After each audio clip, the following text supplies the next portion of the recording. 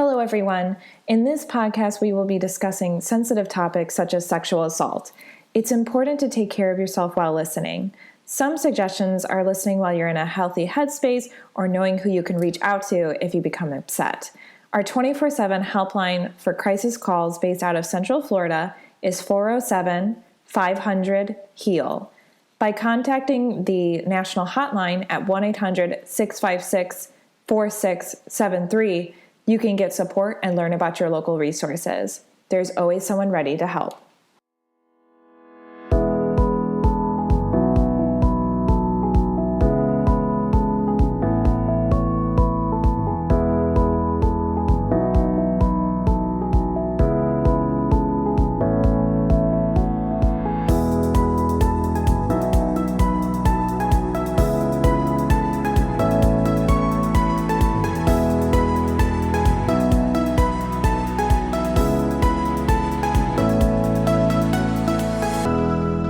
Welcome to the Victim Service Center podcast.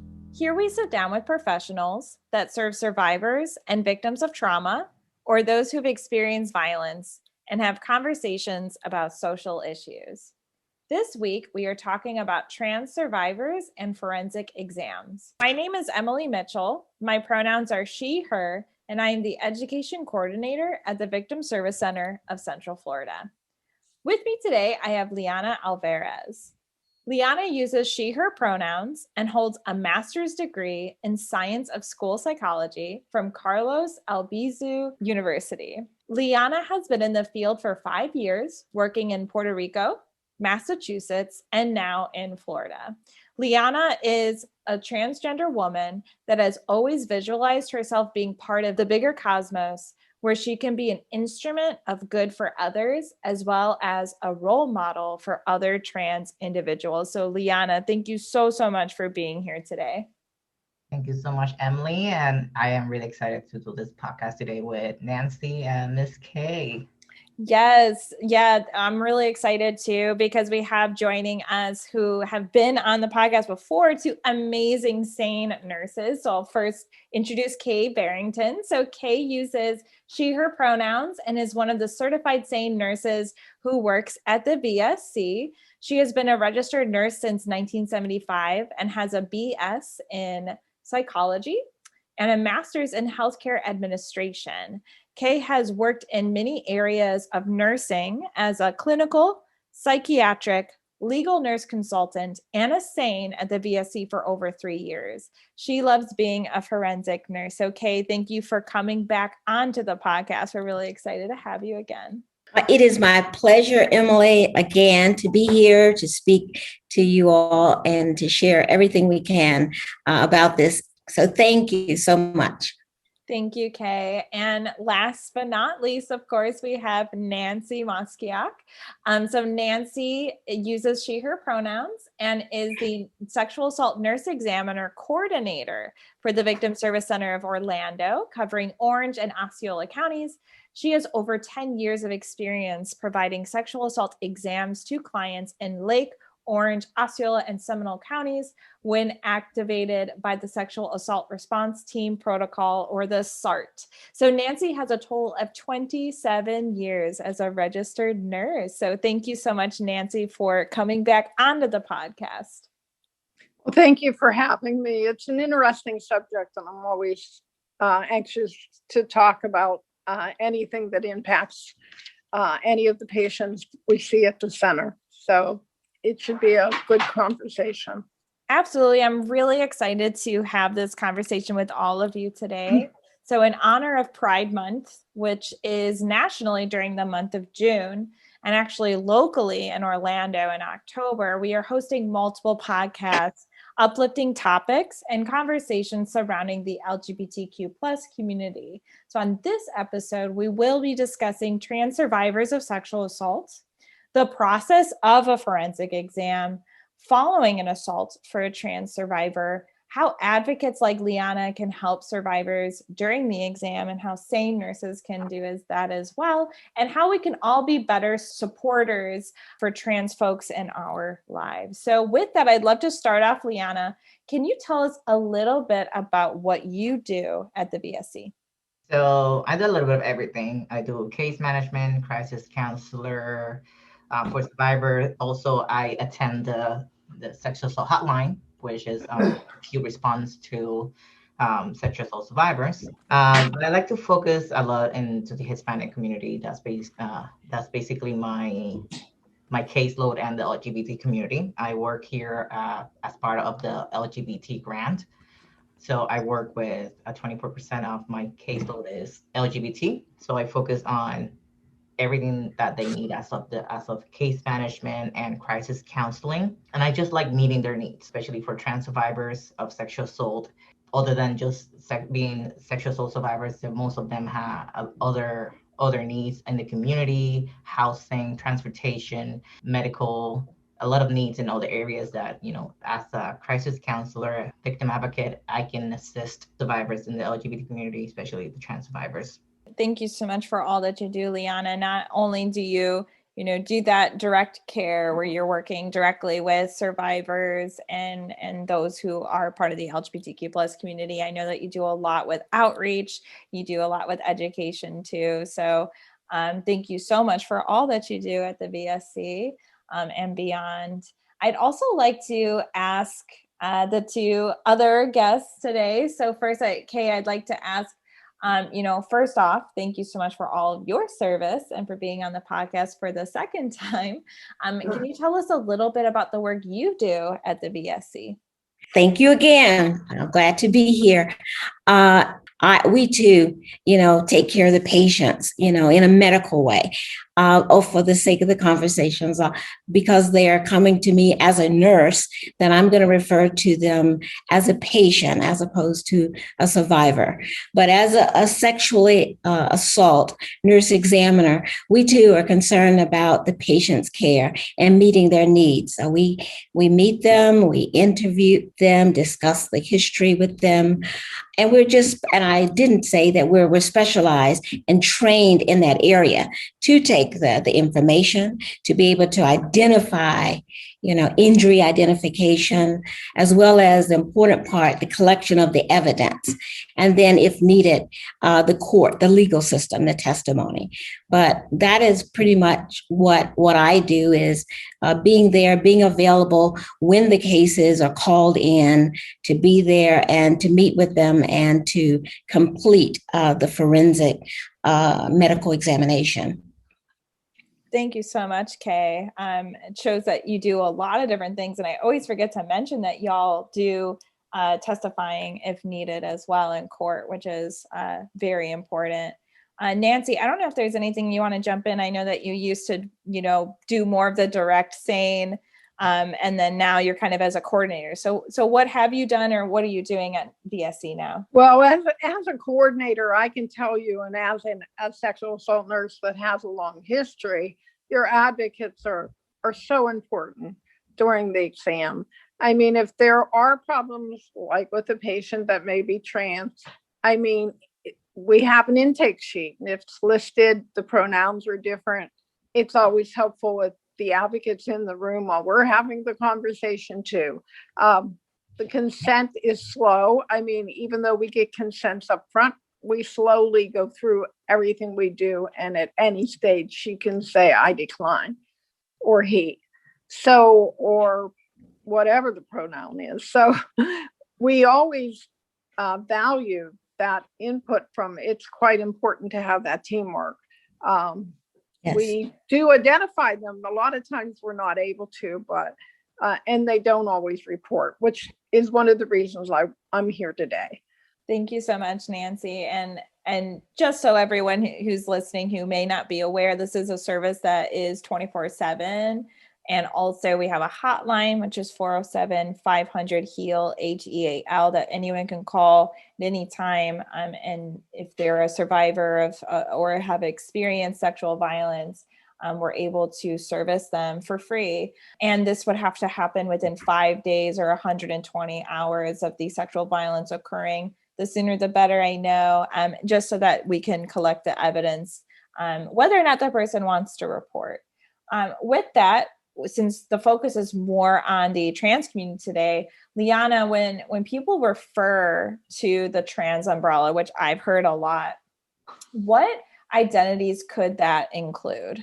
So I'm a person of ever learning. So in regards of the trans umbrella, because I'm from the 90s. So back in the days, it was just transsexuals, transvestites. So it was referred to as that in the 90s and the 80s. More new terms have come over the years. As of now, we have trans females, trans males, gender nonconforming, queer, non-binary individuals. And recently, I have come into new terms as assigned female at birth or assigned male at birth. So there's a new terminology, and again, in the LG and the trans community specifically, I always go like what that person likes to be called or like what that person likes to be identified, because being transgender doesn't mean that you have to transition, doesn't mean that you have to be medically transitioning or socially transitioning. There's transitioning is a step by step for each person.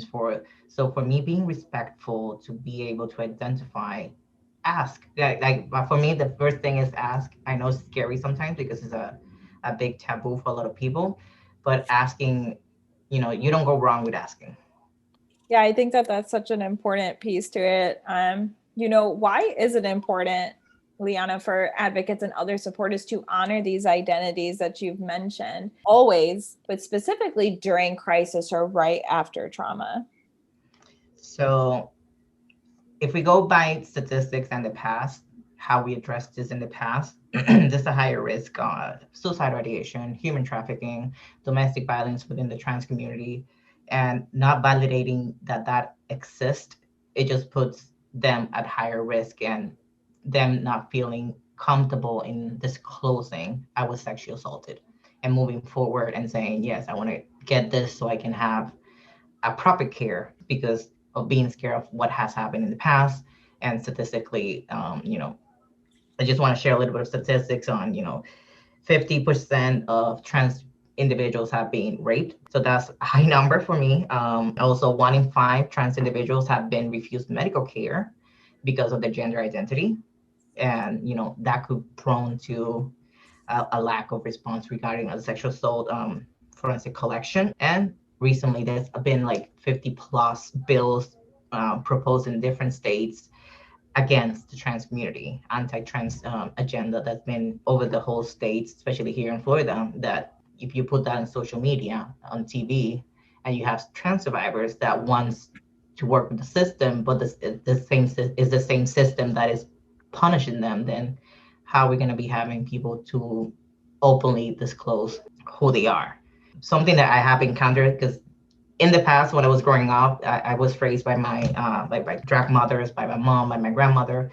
So in my perspective, when I was little, there was no pronouns. So now it's become something new that I highly, highly encourage other people to use because it opens the floor for other people to feel comfortable disclosing who they are. When I present myself most of the time when I'm a client, I tell them, well, my pronouns are she, her. And if that person speaks Spanish, I let them know that it's ella. So they know that they can call me those pronouns.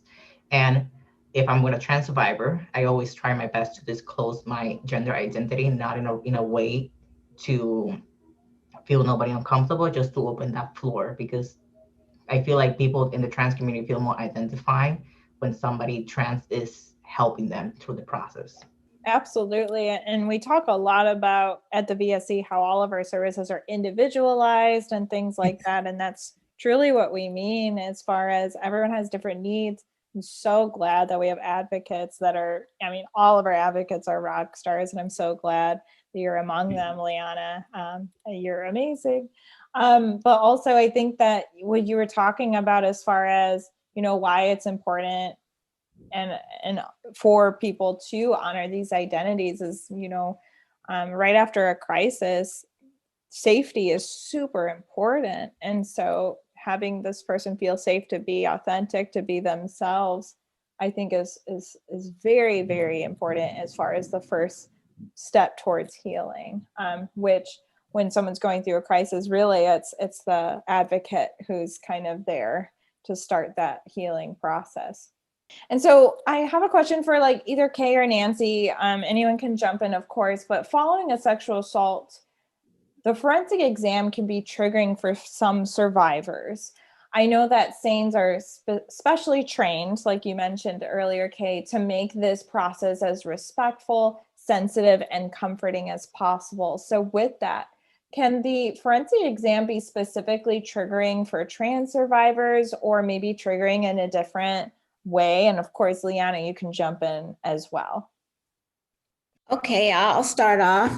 I'll say, when I thought about this, I know that healthcare has a unique relationship with patients, because we have to have a closer and intimate type of relationship where we're asking them a lot of questions. So therefore, we want to, when they come in, we want to put our feelings aside, not what I'm thinking, or not coming across in a very judgmental way, but I'm really there to help.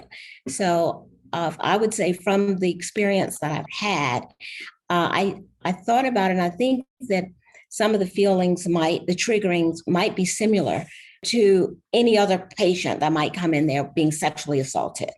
I've seen the shame, I've seen the hurt, the guilt, being withdrawn, isolated. So those are some of the same symptoms that I've seen throughout. I've been violated, and I'm afraid, or whatever my feelings I'm feeling at the moment. And it is very important for, as I said, as a health provider, me as a SANE nurse, to understand that a trauma has occurred. I'm not there to make any type of judgment in any way, but I'm here to give me the information so that I can help collaboratively with the advocates as well as with the police officer to move you past this point, in the healing process. So I would say the triggering would be similar, but I don't know. Nancy, what's your take on it? Well, I think our training provides us with the tools we need to meet anybody that's being triggered by the way we talk, by the time we give them. When I start an exam, I say, this is for you. This is your exam. Whatever you want done, that's what we'll do. Whatever you don't want done, we're not going to do. So if you tell me to go ahead, and at every stage during the process, you can bring that up. Even though you get consent in the beginning, it's very important to address it as you go through the process, because they do feel triggered. And if they need to take a break, we give them time to take a break. We're not like a hospital or a doctor's office that way. We have some built-in time. If they're having a moment and they need to take a break, we can give them that break. And like I said, the advocates being in the room can be very helpful to understand what the triggering is. And when we talk together, it helps the patient. So I have worked with Kay in doing the forensic collection whenever a client feels comfortable, me being there during that process. So I can for sure say Kay is amazing asking those specific questions. Like, she hits the head of the nail every single time. For me, she does an amazing job, especially when working with LGBT. She's very sensitive with them. Especially, she takes in consideration that aspect of gender and sexual orientation very highly on regards to the client. And just for the listener, I may use a little bit of disclosure words that may be triggering for you. But I feel like it's important to also say about the forensic collection itself. Most of the time, it includes that part of, first of all, being naked in front of a nurse, and also collecting DNA from their own bodies. Especially with trans individuals, there's some individuals that have gone gender confirmation surgery. That doesn't mean that every single person in the trans community has gone through that process or has gone through medication to transition. So being mindful of that is, in regards to trans individuals, is, again, like Nancy and Kay say, like, asking them what they want to do during the forensic collection is their process, and it's being respectful and understanding that, to tell them, okay, if you feel uncomfortable at any given time, you can say no. Even though you consent at the beginning, you can say no afterwards. There has been a lot of discrimination in the trans community, especially in the 90s and the 80s, that most trans, at least trans females, were sex workers. So coming here to get a forensic collection and telling my story to somebody, it's difficult to be open and say, yes, I'm a trans female, because if there's an open investigation, how much, and this is from me taking from all the clients that I've seen that are trans, like, how are they going to believe me? I was on the street working, or I was working here. How are they going to believe me? I'm a trans female and I'm a sex worker. So taking in consideration that there's a high risk of human trafficking as well, like, how are they going to believe me, or how are they going to validate my body without because this? it's a crime. Yeah. It's a crime. Right. And that's what you have to remind them. Yeah. I do. So being, reminding them and redirecting them that, you as anybody else in the world have the right to be respected. That's right. And this is a crime, period. But again, it's like teaching an old dog new tricks. There's a lot of people, at least that were raised in the 90s and in the 80s, the early 2000s. Nowadays, laws are more protective with the trans community, but there's still that fear of opening up and saying, I am trans, because of the rejection of the discrimination and because of the care in the 80s and the 90s, that's been passed around, and It has been very damaging. Yes. But we're in the 2021 and things have changed, and that's why I wanted to be here today to tell survivors and patients to come forward. I mean, we can help them. It's the justice they deserve. And just like Nancy, me, myself as well, like 2021 has seen a lot of changes on regards of politics and laws, respecting and honoring gender identity, that the older generation of the trans community should acknowledge that whatever happened in the past, it happened. We cannot change the past, but we can look into a future where now we have more rights to move forward. And for forensic collection specifically, we can do this. The system is here to help and to assist us, and SANE nurses are really great at doing their jobs. So, that's something that I want to, make loud words about. I wanted to say something when she was just speaking about the fear. I want to go back to the intake form. When they first come in our facility, and they have this form, an information form that we look at for information. It gives the demographics, whatever, but it does ask you to give us your gender, and how you want to be addressed. And there are times that it's even blank. It's not even addressed. It's not answered. When it's overlooked, I go right to it. Anything is overlooked that I think should be answered. I'm going to go back and we're going to have a discussion on it.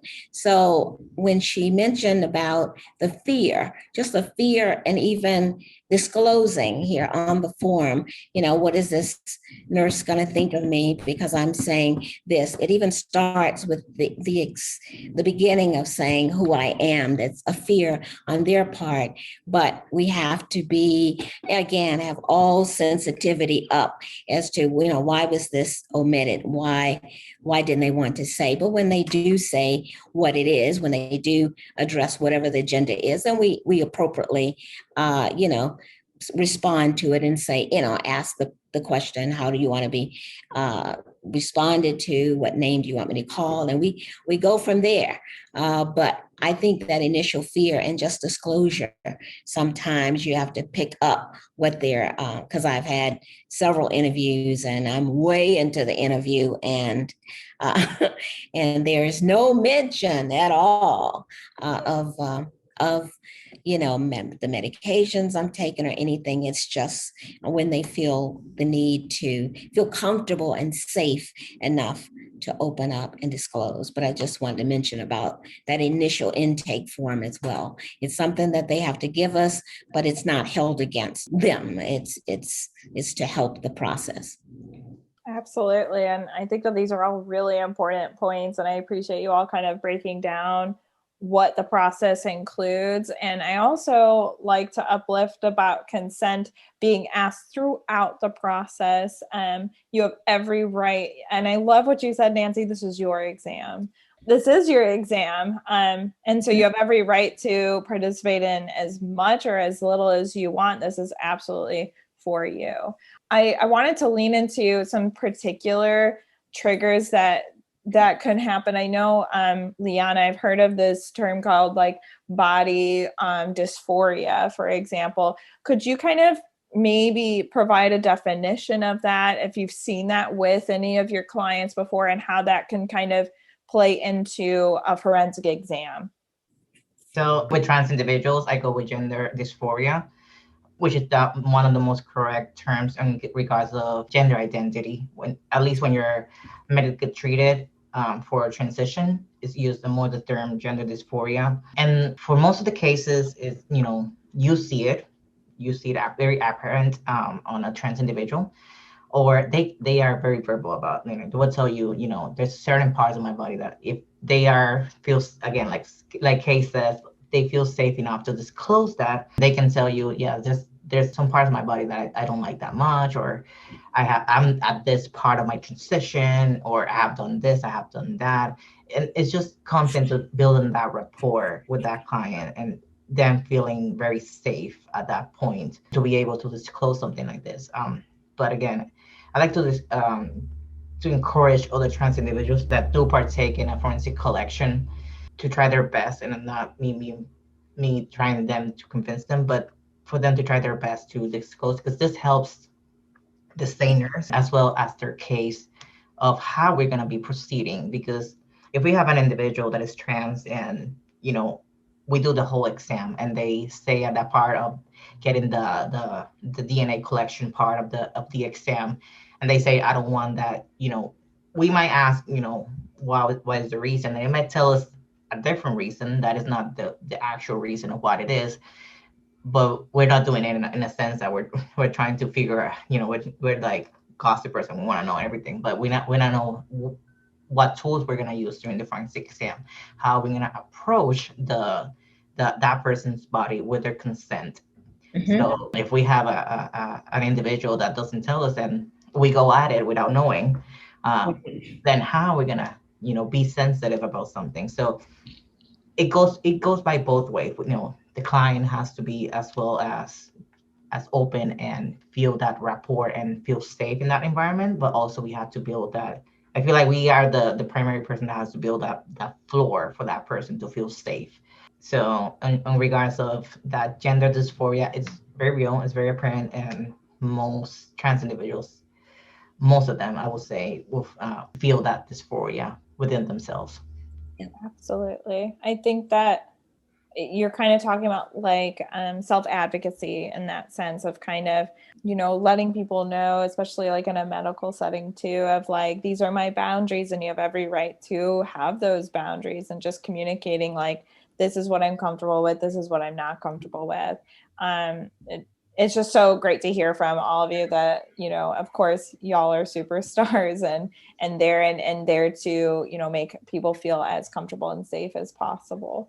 And also that, we as the advocate doing the forensic collection, we had that conversation with the SANE nurses. Like, it's not that you go to the SANE nurse right away. We, most of the time, if we collect some of the information that could be very important for the collection, we sit down with the SANE nurse before you even go to the SANE nurse to let her know, these are the things that, I think you should ask or should be on the lookout because of this closure. So it's something that we always have that discussion with the SANEers. So you have the advocate as your advocate during that process. If you're a trans individual, you don't feel comfortable disclosing it to the SANEers, that's good to know. So we don't disclose it to the SANEers, but if you want to disclose it to the SANEers, to let us know as well, what you want to be disclosed. Those are all really very important points. I wanted to also ask, and of course, anyone can jump in. It sounds like we've worked a lot with trans survivors, and, through that work, what has helped you the most in terms of creating that healing environment for trans survivors? So it sounds like, just letting them know that you're here to support them, and that you don't have to do whatever they don't want, that they don't feel comfortable with doing. And of course, talking about, referring to their pronouns and things like that. Was there anything else that you wanted to kind of bring up as far as how you make this kind of healing environment for trans individuals? Well, I think myself, the advocates have a big role in how the patient presents when they come into the exam room. I mean, they've already been given comfort and understanding, and they are more open to having the conversations we need to have. And we explain everything, why we're doing it. But without that advocate going over everything in detail, I've worked in other counties. The VSC has great advocates who really take their time and prepare the patient to take the forensic exam. And I'm very appreciative of that. I second that emotion. No, I wanted to share an experience that I had. It was just a learning experience for me with a transgender male to female. And we had I thought, a wonderful relationship, and interviewing and talking back and forth. And again, did not feel comfortable enough to share all the information that I needed to make, because I'm making an assessment all along, evaluating. And I did not realize that the person had the surgery stage.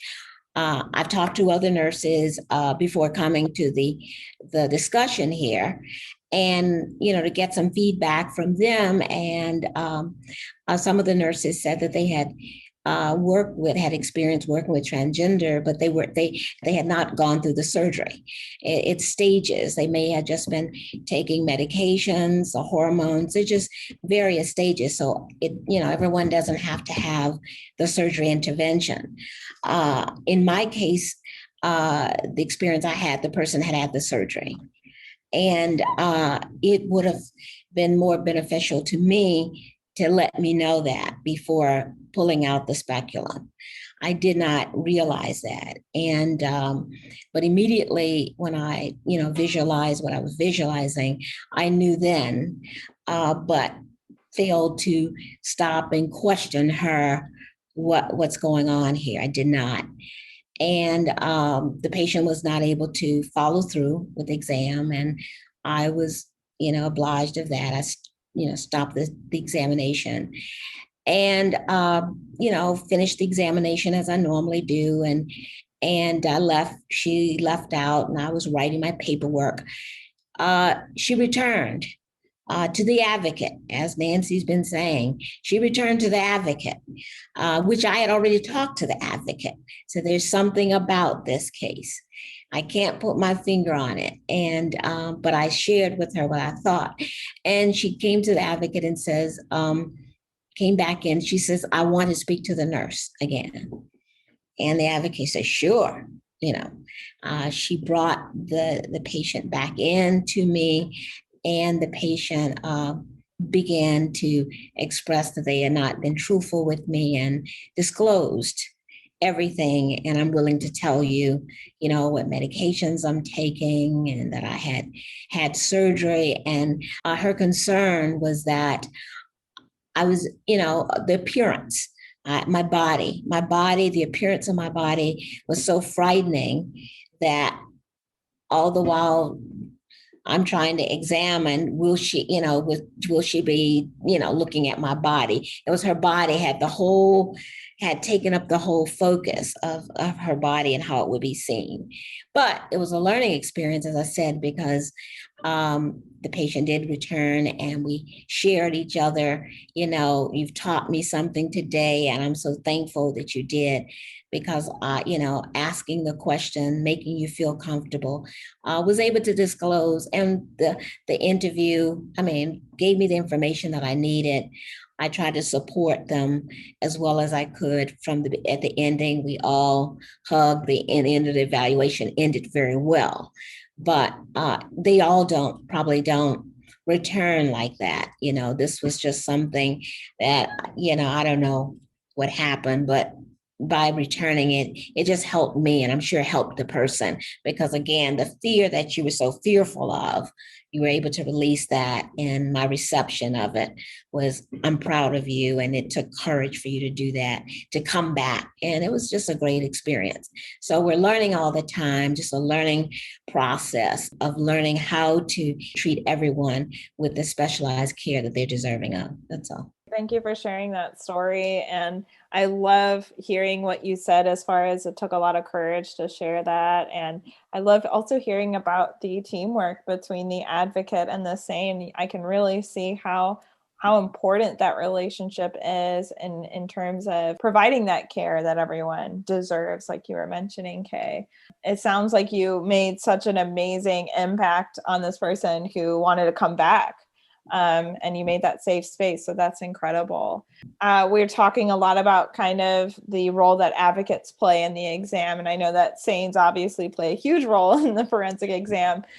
So how can the advocate kind of aid in making the exam process easier for trans survivors? Can they be in the room with them, Lyanna? And then if you want to talk a little bit about that. So during the exam, particularly for the forensic exam, yes, we can be during the exam with the survivors. Obviously, if the survivors want us to be there. So, in regards to that, if we are there, we're like the first step during the process of emotional nurturing. The nurses carry that over. So, from me working with the different SANEs here at VSC, I've seen that we start off that process of that emotional nurturing with the clients and that building that rapport with them. They're in crisis at that moment, and now it's not so much time about doing therapy or talking about other things. We at this point need to nurture this person so they feel comfortable to do what they need to do and they feel comfortable doing. And I've seen that during the process of the exam, at least when I'm with Kay, I'm sitting right next to the clients. I'm very respectful. And most advocates, we just sit on the side. We try our best not to face the client directly for them to feel comfortable enough in the same room, because we're not doing the medical part. So we're just there as emotional support at that moment. So we try our best to not face in a way that it's, that we are interrupting and disrespecting their privacy. With trans survivors, I would say ask if they want us to be there. Ask how comfortable they feel with us being there. Because again, if it's just, with just the nurse and they feel very uncomfortable showing their bodies and having that gender dysphoria in front of the nurse, adding another person, I cannot I cannot just foresee the stress that could lead to having two people in the same room, even though the advocate might not directly seeing the client, but there's two people in the same room now. It's not just one. So that adds on the stress of that person being there. But also, I always do like pre and post emotional support before the forensic exam. How are you feeling? Are you feel ready? Do you want to, want me to walk there? And then after, how are you feeling? Like, what was the reaction after doing the exam? What is your reaction so we can process as emotionally? At least on my end with the trans individuals that I've seen in the agency is, at the beginning, they don't talk much. They tell you, yes, I'm ready. I'll go there.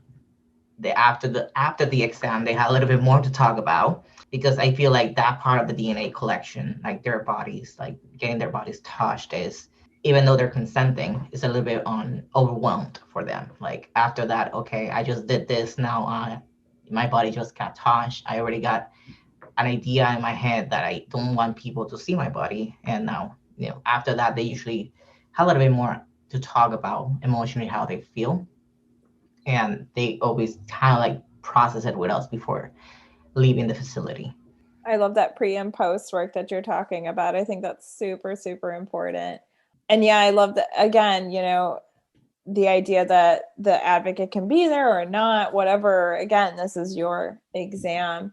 I also know that during the forensic exam, clothing is taken for evidence, and the VSC offers clothing to survivors in replacement. Unfortunately, our society genders a lot of things, including clothing. So how could an advocate be mindful of this when retrieving clothing for their client? So at least I haven't had any clients, trans clients, that had to give their clothing, because most of the time when they come to the facility, at least on my cases, their police or the law enforcement has already collected the clothing. So it's a little bit easier on regards of having their clothing. But I always go by, if I will go with a client and the SANE nurse needs to collect the clothing for the investigation part, I will walk with them inside our, where we have the clothes in our facilities and let them know, okay, I know you're part of the LGBT community, which clothes would be more, would you feel more comfortable wearing, and show them what are those clothes so they don't feel like I'm pre-choosing for them something that they may not feel even comfortable with, and just validating what they feel comfortable wearing. It could be, yeah, and this is me thinking about gender non-conforming individuals that will want maybe some sneakers and a woman's what is a cis woman's tank top, and mix and match, and that could happen. And why is that so wrong? Just validate that person wants to wear and they feel comfortable wearing that, and also let them know that, because we have generic clothing, so we don't have like very specific clothing. um, Yeah. but just validate them and make them feel like they're making that choice if they want to, provide the clothing for the investigation. Again, it's their process. There's nothing wrong with walking with them in that closet and letting them know, this is what we have. What do you want to choose? Absolutely. And I love that you brought in the word choice. As you know, as everyone who is listening, I've talked a lot about, empowerment and how important that is, and letting the survivor and clients and patients make those choices, because at the end of the day, it's their healing journey, and it looks different for everyone. And what makes them feel comfortable is completely individual. And also, after a sexual assault or sexual violence occurs, those choices were taken away from them. So it's just so refreshing always to hear that those choices, as they start their healing journey, are taken into account, and they're the ones kind of driving the bus, right? That's why it's super important to kind of be able to communicate what are your needs, what are your boundaries, so that people like Kay, people like Nancy, people like Lyanna can best service that and respect that and honor that, so that we can start off after something so traumatic has happened. Right. We can start that healing process. Going off of talking about disclosure and things like that, do you think trans survivors are more or less likely to report sexual violence, and why do you think so? Less likely. Yeah, I think the triggering, I think the past history, it's just much scarier. They suffer sexual assault at a much higher rate. So there's all those issues to think about, and I think they're much less likely to report.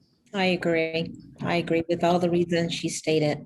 There's a lot of variables, and I just agree with Nancy and Kay that, most trans individuals would not report it to the police or to any law enforcement, mostly because throughout the years there's been a lot of oppression and a lot of discrimination from exactly the law enforcement agencies for the trans community. So Yeah. There's a lot of healing that needs to be done on regards of their end and on regards of our systems, because even in the medical field, even in the mental health field, there's a lot of work that we need to do for them to feel like, okay, if I disclose and I report this, I am going to receive service. I am not going to be put aside. I'm not going to be discriminated as, because the thing is that there's a lot of variables like human trafficking. There's a high rate of human trafficking in the trans community, but who's going to build, in their mindset is like, who's going to believe me, because this is the only way I could have survived. And that's something I like, and this is from a show that I like, called Pose. And I like something from that show that, judging their survival, like, because that's the only way that a trans individual could have survived in the 80s and the 90s, and now they're in the 30s and the 40s, and they're getting sexually assaulted at this time, and they've been sexually assaulted for throughout the whole lives. And now, how am I being open when I tried in the past and I got sent to jail? I was beat up. I tried opening up with my counselor, and my counselor sent me to a mental health hospital. So, there's a lot of healing that has to still be done for us to see a higher rate of report from the trans community. And this podcast is one of those tools that's going to help other trans survivors to say, hey, there's an agency here in Central Florida that actually is taking accountability of all the past that has happened, and, taking the responsibility of talking about this for us to feel safe enough to be working with the law enforcement, with the SANEs, with the victim advocates for my case. Absolutely. And I appreciate, I couldn't agree more as far as it makes a lot of sense when you kind of go into reasons and specific barriers that trans folks may face when it comes to reasons why they may not report. I want to lean into that victim blaming mentality as well.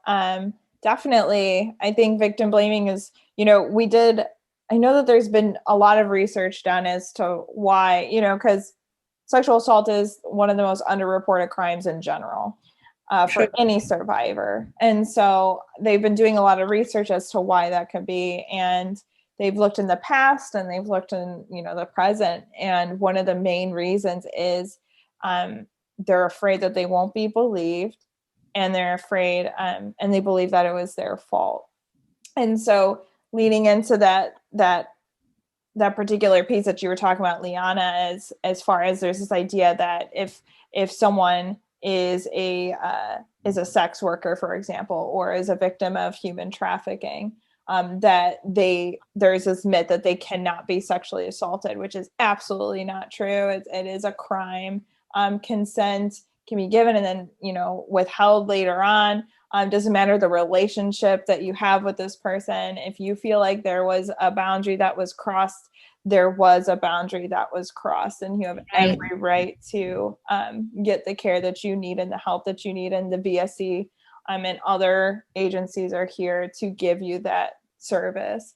I also wanted to ask, Lyanna, you're such an amazing spokesperson about trans issues, and I thank you for all that you do for trans survivors and the LGBTQ plus community in general by sharing your story and your identity. So how has being trans actually helped you support trans survivors? I cannot even go to the restaurant without being asked or told about different stories. When I first moved here to Florida, and that was in December 2020, I met up with my drag family, and we went out. We've been connecting a little bit more because I was living in New England.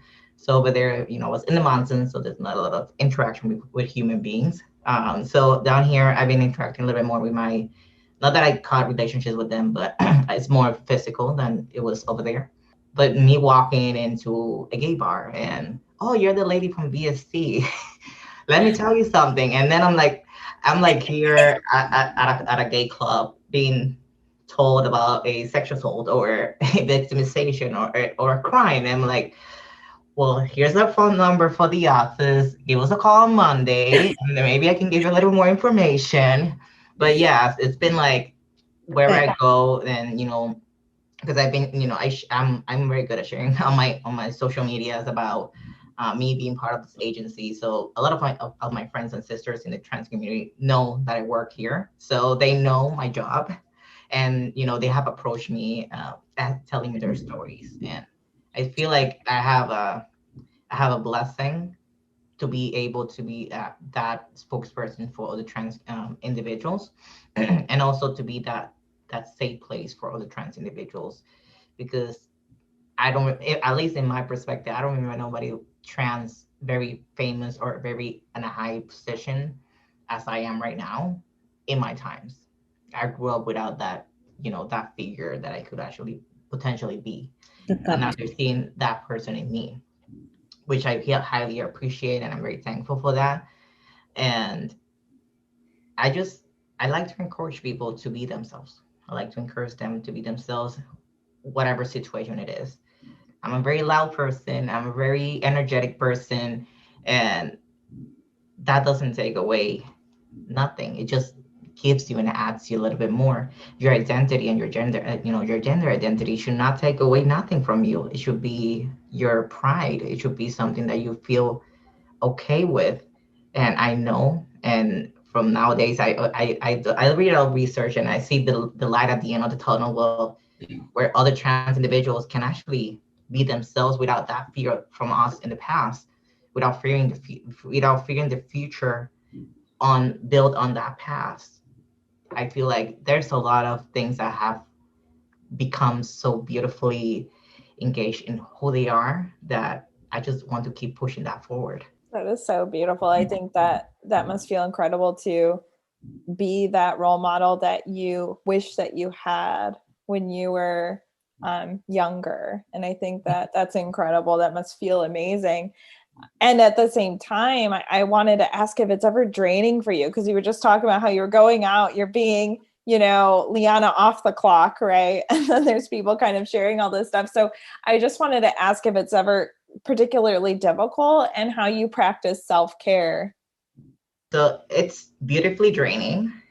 I'm not going to say it in another way, because for me, again, I'm very energetic and have very high energy. So if I do meet somebody and they tell me the story, I come from the mental health field. So I always try my best to this is not the best place. This is not the place, but sometimes it just happens. And, I always try my best to redirect them, to let them know, no, this is where I work. If you want to talk a little bit more, you want to make an appointment, I'm okay with, you calling and asking for me. I don't mind. But at the same time, I like to put that boundary, this is my personal time as well. I've been with my boyfriend now, and sometimes I just get hey, I'm okay. Because I used to do a lot of workshops and back in the days when I was in Puerto Rico. So there's a lot of people that know me, and I used to do drag as well. So there's a lot of more people that know me as well. And now they know that I work in the mental health field, that I work as a victim advocate, as a crisis counselor. So they know that I have different roles, and, they always try their best to approach me. Either they DM me, they send me text message, they found my phone number from somebody that told them. And it's overwhelming, but it's beautifully overwhelming, because I know that at least they're reaching out. Even if I am the outlet, they're reaching out to get services that they may need. I love that you put those boundaries. And I think also going off of that, there's you want to honor their story too. So you want to do it in the right environment. And also I love that you mentioned that look at kind of the difference that you're making, the impact that you're making. These people are reaching out and looking for support that they may not have done if they didn't have someone like you to talk about. So I wanted to also ask, what would you say to a trans survivor that wanted to get a forensic exam done, but are afraid of being misgendered or to come out about their gender identity? I know, Kay, we talked kind of about that experience that you had, but I don't know if you have anything that you wanted to share as far as what you would say. And of course, Nancy too, or anyone. Yeah, I was just going to go back to what Nancy was saying, which I tell all the victims that have been sexually violated or experienced some type of violence. This is a crime. To second guess yourself, was it me? Was it him? Was it this? Was it that? If I didn't consent, I didn't say, okay, I'm okay with what you want to do, then you've been violated. It is a crime. And more importantly than anything, I always tell them, I thank them for coming to get yourself checked out. I think you've done a great thing, regardless of all the thoughts that's running through your head as you sit here. You're taking care of yourself by coming here. And I explain from there what you've been exposed to and what we can offer you here. And, so I would, that's what I would say. I would just stress upon them that trauma that they experienced. We can have this conversation and you can collect evidence. You're not going to be having to go forward if you don't want to go forward. You can stop the process anytime you want. We understand that people are different, that not everybody's alike. We're nurses. The advocates are great at the center. They're going to help you with the misgendering. Our forms are set to do that. We will question you. And we will do what you want to do. So don't be afraid to come forward. That's why we're here. Adding that layer of being part of that forensic collection, it's your forensic collection. And just like Kay said, it's a crime, it's a crime. Like Nancy says, if it's a crime, if you're second guessing yourself, I would recommend, it's a crime, period. Because if you're second guessing it at this point, then there's something there. So, being a trans individual, just try your best, even if you don't want to do the part of the forensic collection, because we want to honor and respect that gender identity, those pronouns, your preferred name, because I know that sometimes it's because of the legal documentation, which sometimes it goes with their, you have to go with the legal name, that they may not want to disclose it, and then we don't get anything. But at the same time, we're not doing it in a harmful way, and it's not on regards of our end, because I seen it. We honor preferred name, we honor pronouns, we honor gender identity, we honor sexual orientation during the whole process. Lyanna, kind of like as we're coming at the end of this here, just a few other questions. We talked a lot about how, advocates are amazing supporters for trans individuals, but how can someone be a good supporter who may be listening, who isn't an advocate? How can they be a good supporter for a trans survivor in general? And what are some things that maybe they should avoid? And what are kind of small things that everyone can do to support, the trans community? So there's a lot of things that, that we can do and things we should avoid. But I always say first things first. I think this is a good icebreaker. Say your pronouns, especially with individuals in the trans community or the LGBT community. Saying your pronouns is going to be a good icebreaker for that person to understand that cue that I am going to respect your pronouns and your gender, as well as I am respecting my own gender and my own pronouns, because I'm telling you what I would like to be addressed. So I feel like that's the first thing first, especially with trans individuals. I would say honor that preferred name. Like if they tell you this is my preferred name, because I've seen it. I've seen at least in different areas that I've seen, like, this is my preferred name, and then that person starts telling me the legal name, which, the report that was built is just completely destroyed at that point. And, trying to go back and building that report, it's very difficult. So I feel like honoring that preferred name, setting that ground of us disclosing our own pronouns, I think it helps in that process. At least on my end, is, I don't want to say that I have an advantage, but it's easier for me because I'm part of the trans community. But not fearing gender and sexuality is something that could be beneficial for survivors, especially sexual assault survivors, because they've been going through it. So us disclosing, I don't see harm in me saying, hi, my name is Lyanna, my pronouns are she and her, my sexual identity is I'm heterosexual, my gender identity is I'm trans. So I don't see no harm in that, disclosing that, for setting that ground for that person to say, oh, great, so I can tell you that's well, because at least on my end, it has worked.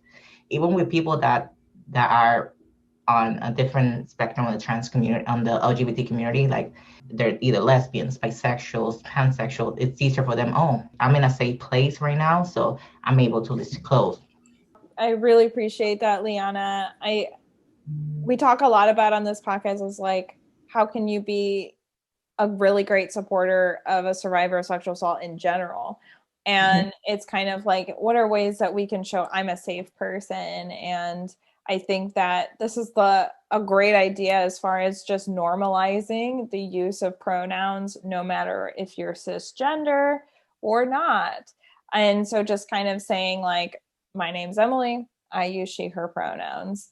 It's just kind of normalizing it in the sense that those are your pronouns. There's no one can take that away from you. And so showing that you're a safe person and then kind of like opening the door, I think that would be super, super important. What would you say if someone kind of slips up, Lyanna, and maybe they say the wrong pronoun or something like that, what can they do? I would say, like, because it happens, especially with people that have not legally changed their name.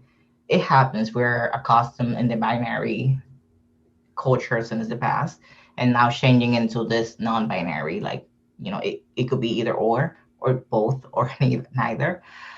So apologizing is never a wrong thing. That's how I see it. Like, if you hurt somebody's feelings, like, acknowledging that, like, telling them, like, I'm sorry, I totally forgot that your pronouns were they and they, and I truly apologize for that. If you see that I keep doing it, let me know, because I'm trying my best to not, And this is our, binary mindset that we've been taught since little, that's still being taught as of this day. So, changing that mindset is a difficult thing, but there's nothing wrong with saying, I'm sorry. Yeah. I love that you also said, like, let me know if I slip up again, and then just kind of moving on. Right. And then maybe also as a supporter, and maybe you see someone else kind of misgendering or whatever, maybe you being like, they, them. Okay. Thank you for reminding me, things like that. Love that. As kind of a final question to you, Nancy and you, Kay, is there anything you would like to say to aspiring SANE nurses who want to provide the best service and care to trans survivors of sexual violence? I would say that, if you feel committed to do something like that, there's good trainings that are free that you can take in the Florida area. Florida Council Against Sexual Violence. They have a website. So you can go on there and sign up for a class. It's a 40-hour class, and you come back and you do some work in the community. You can choose to work in different counties. A lot of people have SANE programs going on, so there is a good chance that you can find a place to work. And I know when I was first thinking about it, I thought, gee, that must be hard. You're gonna go into a room where most people would want to go the other way. But then I thought about who's going to be in that room if I'm not in that room. And then it kind of made me feel like I wanted to be the one to help that patient. So it's not for everybody, but, if you think you might like it, it's certainly something worth looking into. I would love to thank Emily for giving us this platform. It was very informative, and if we can get the word out, that's going to help too. Thank you so much, Nancy. I always love working with all of you. It's always great. And I appreciate you sharing your expertise on this. Kay, was there anything that you wanted to say to any aspiring SANEs? The aspiring SANEs, it's forensic nursing. It's an exciting field. Certainly, just collaborating with legal advocacy, trauma victims, patients. It's just really I think it's a good experience in terms of expanding your experience. Yes, we have the clinical background. Yes, we can do the bedside. But here, when you're dealing with a specific population that has currently undergoing a crisis, I just feel like I can be more supportive, look like I'm right in the field. And I think for all those that are considering it or may have questions about it, as Nancy said, if you look at the website, the International Association of Forensic Nursing, the Florida Council, there are various just forensic nursing, and they have free courses, 40-hour courses you may attend. And after that, of course, you would have to have some preceptorship and learn how to do the speculum type of examinations that we do. But it's something that, as I said, you won't regret. It's a wonderful experience in helping those that are in a crisis. That's it. Come join us. I want to take this time to thank, of course, Kay and Nancy and everyone who is a SANE and is looking forward to being a SANE, that, we couldn't do this work without you, and you do make a difference. And just thank you so much for all that you do for survivors. Lyanna, is there anything that you would like to say to trans survivors or the trans community as a whole for closing? I feel like this agency is nurturing and caring for the LGBT community in general, especially for our trans survivors. So I encourage you, you that are listening, to, if you have been committed a crime of sexual crime, move forward. This, our SANEs are could take good care of you. They're gonna take a huge consideration of your gender identity. Our advocates are gonna be supporting you throughout the whole process. So it's a component both medically and a little bit of mental health that we are here to help you. We're not here to judge anybody. And we're building a safe space for you to keep moving forward and thriving during your situation. And also, if people feel that they need a little bit additional information on how to work with transgender, I encourage people that don't feel that they have sufficient information, there's always trainings around that you can take for you to have that information. Not just this podcast. Don't use just the podcast to inform yourself. If you need more information, do seek it. I know it's a topic that not everybody knows about, and not every college or university teaches their different individuals. So if you feel like you need a little bit more extra additional assistance, do take and partake in a training for the trans community specifically, so you feel like more prepared during a situation that you have to attend and take care of a trans individual. Absolutely. And I love that there are those resources out there. And I just want to, uplift that, because there's no shame in not knowing about it, and reaching out and learning more is amazing and really helpful. And I know, like, shout out to Zebra Coalition, who do trainings like that. And we partner really closely with them too. So you can always reach out to them if you're looking for a training. And then you can also reach out to your local, you could start with like your local rape crisis center, or call 211. And if you're looking to be connected with people who do things like Zebra Coalition, I'm sure that they're out there as well. So thank you so much, Lyanna and Kay and Nancy, and thank you to the listener for listening to the Victim Service Center podcast. So the VSC is a nonprofit organization that provides free confidential counseling services for victims of any kind of trauma in Central Florida. To learn more about our services, please visit victimservicecenter.org. And to everyone listening, healing is not linear. You are not alone. Happy Pride to everyone listening. And thank you so, so much once again, Nancy, Kay, and Lyanna, for joining me today. Thank you so much. Thank you for having us. Thank you.